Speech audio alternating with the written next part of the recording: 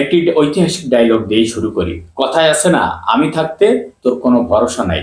কিন্তু এই কথাটা একদম বাস্তব সত্য কথা। আওয়ামী লীগের কমিটিতেও বিএনপি নেতাকর্মীদের উদ্দেশ্য করে বলি বা অন্যান্য আনুষঙ্গিক দলগুলোকে উদ্দেশ্য করে বলি, এখন আপনাদের কমিটিতেও এরকম ঘটনা ঘটছে, অহরহ ঘটনা ঘটছে। এইগুলো কিন্তু কি দেখেন, গত 2 দিন আগে শেখ হাসিনার রায়ের ঘোষণার পরপরই কিন্তু সারা বাংলাদেশ জুড়ে আওয়ামী লীগের কোন নেতাকর্মীরা অনলাইনে বলেন বা অফলাইনে বলেন, যে যার জায়গায় আছে, যার যার জায়গায় তাদের মতন করে তারা কিন্তু প্রোটেক্ট করছে। কিন্তু শেখ হাসিনা নিজেও কিন্তু মন্তব্য করেছেন, আই ডোন্ট কেয়ার। এবং তারপরে শেখ হাসিনার ছেলে সজীব জয়ও তার মতন করে একটি বক্তব্য দিয়েছেন। সবাই একই রকম ভাবে প্রোটেস্ট করছেন। সুতরাং এর মাঝখানে এই যে 32 নম্বর বাড়ির সামনে যেখানে বুলডোজার নেওয়ার এই যে ঘটনা ঘটেছে বা দেখেছি, সেখানে সেনাবাহিনী এবং পুলিশের যথেষ্ট ধৈর্য এবং সাহস আমরা দৃশ্য সামনে পাচ্ছি বা দেখতে পাইছি। এই যে ছাত্র জনতায় এই যে উত্তাল অবস্থা বিরাজ করছিল, এটা কিন্তু দেশ ও দেশের বাইরে সবাই দেখতে পারছে সোশ্যাল মিডিয়াতে। কিন্তু এইসব সকল কিছুর মধ্যে একটি কন্ডিশন, এই যে গোপালগঞ্জের রিয়াকশন দিয়েছিল, এটার মধ্যে কিন্তু চিন্তা ছিল।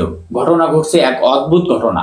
এই যে আমি বললাম না প্রথমেই যে আমি থাকতে তোর কোনো ভরসা নেই, মানে এক হাইব্রিড নেতা তিনি করছেন ভিন্ন রকম একটি অদ্ভুত ঘটনা। গোপালগঞ্জ টুঙ্গিপাড়া কত রকম একটি গুরুত্বপূর্ণ একটি পয়েন্ট, একটি জায়গা, আর সেখানে যারা আওয়ামী লীগের নেতা ছিলেন বা নেতৃত্বে দিছিলেন, সাধারণ এই বিষয় নিয়ে তাদের কোনো মাথা ব্যথা নেই, হেডেক নেই। সেখানে দেখা গেছে খুব লম্বা চওড়া অধিকারী একটি দেহর একজন মানুষ যখন সরকার ক্ষমতায় ছিল, তখন ইনি বলতো আমাকে চিনিস, এই টাইপের ক্যারেক্টার। তো গত 2 দিন আগে শেখ হাসিনা রায়ের পরেই প্রস্রাব করে ফেলছে ভাই, এবং আওয়ামী লীগের দল থেকে খারিজ হয়েছেন বা পদত্যাগ হয়েছেন। সুতরাং এই জন্য সবাই জানে পদত্যাগের ঘোষণা দেওয়ার যে ব্যক্তি, তিনি হচ্ছেন তৈয়ব আলী শেখ। একটি মজার ব্যাপার কি জানেন, নামের পিছনে কিন্তু সেই পদবিটা আছে। দেখেন তৈয়ব আলী শেখ, তিনি কোথায়? কৌশলী ইউনিয়ন 5 নম্বর ওয়ার্ডে আওয়ামী লীগের সভাপতি ছিলেন। তার মানে কি প্রভাবশালী নেতা ছিলেন। তিনি সংবাদ সম্মেলনে তিনি বলেন, বিগত দিনে আমি আওয়ামী লীগের রাজনীতির সাথে যুক্ত ছিলাম। তিনি তখন বলে, বয়স বাড়ার সঙ্গে সঙ্গে অসুস্থতা ভুগছি দীর্ঘদিন ধরে, তাই আজ থেকে আওয়ামী লীগের প্রাথমিক সব ধরনের পদ পদবি থেকে আমি খারিজ বা পদত্যাগ করছি।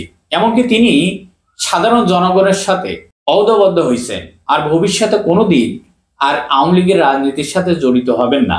আগামীতে নিরপেক্ষভাবে দেশ ও জাতির কল্যাণের জন্য, আপনারা বুঝতে পারছেন তো, ভয় পাইছে। কারণ টুঙ্গিপাড়া বা গোপালগঞ্জ একটি বিগেস্ট রাজনৈতিক কেন্দ্র আওয়ামী লীগের জন্য এটা বিগেস্ট ঘাঁটি। অতীতে যেখানে গিয়েছিলেন হাসনাত আব্দুল্লাহ, অস্থির পরিস্থিতি তৈরি হয়েছিল সেখানে। আর এই ঘটনা ঘটানোর পরেই যারা আছেন, ধরেন এই ধরনের তৈয়ব আলী শেখের মতন যারা পদ পদবি থেকে সরে যাচ্ছেন, বিভিন্ন সময় অনেক দল পদত্যাগ করেছেন ইতিমধ্যে। সুতরাং বেসিক্যালি ভাবে এই যে সিকোয়েন্স গুলো তৈরি হচ্ছে বা ভয় পাচ্ছে, এই ভয়ের জায়গা থেকে কিন্তু তারা সরে যাচ্ছে। আর যেটা ওয়াদা করছেন, আগামীতে এই ধরনের রাজনীতি করবে না। আপনারা দেখবেন আবার যখন আওয়ামী লীগ ঘুরে দাঁড়াবে, ঠিক তখনই আওয়ামী লীগের ব্যানারে ঢুকে যাবে, আবার ভবিষ্যতে রাজনীতি করবে। মানে পরিস্থিতি বুঝে তারা পা ফেলবে। যারা ভালো রাজনীতিবিদ তারা কিন্তু পদ পদবি পায় নাই, এমনকি তারা জায়গায় জায়গায় বরঞ্চ অপমানিত হয়েছে। আওয়ামী লীগের নেতাদের মামলা খাইছেন, অনেকেই দেশ থেকে দেশের বাইরে চলে গেছেন, এমনকি বাড়িতে পর্যন্ত ঢুকতে পারি নাই। এই জুলাই আগস্টের পর একটি বড় অংশ কিন্তু নীরব ছিল আওয়ামী লীগের। কেন নীরব ছিল? এই আওয়ামী লীগের সরকার ক্ষমতা নেই, আওয়ামী লীগের রাজনীতি করছে। এখন দেখা গেছে কোনো একটি কারণে অথবা কোনো একটি অন্যায় প্রতিবাদ কোথাও দেখছেন করতে, এবং সিস্টেমের বাইরে গিয়ে একটি কথা বলছে। বেসিক্যালি ভাবে বলতে হয় ব্যবসা বাণিজ্য দখল, এটা নিয়ে অনেক কিছু হয়েছে। তো এই মানুষগুলো যখন 5 আগস্টে আসছে, তখন কি করছে? এই যে যারা আছে, আমার মনে হয় সারা বাংলাদেশ জুড়ে গত 2 দিন আগে এই লোকটার নাম আসছে, যে রায়ের পরপরই নিউজটা আসছে, আমরা দেখলাম।